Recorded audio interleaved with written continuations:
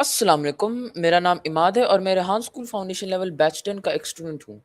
آج میں ابیا حیدر کی ایک بہت ہی پرجوش گفتگو کا ریویو دے رہا ہوں، جس کا عنوان ہے چیلنجنگ نارمز، یعنی پرانے رواجوں کو بدلنا۔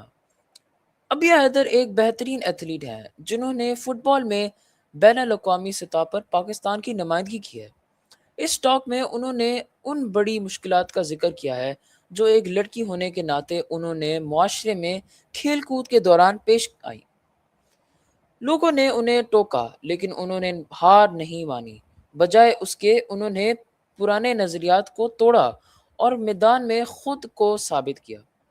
اس گفتگو کی سب سے اچھی بات ابیہا کا پر اعتماد انداز ہے۔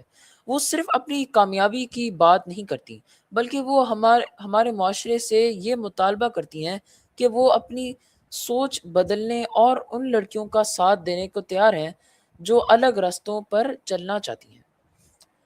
یہ ویڈیو پاکستان کے ہر اس نوجوان کے لیے ہے جسے یہ کہا جاتا ہے کہ تمہارے خواب ناممکن ہیں۔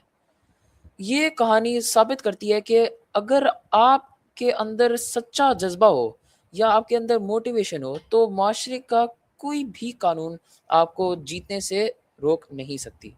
شکریہ۔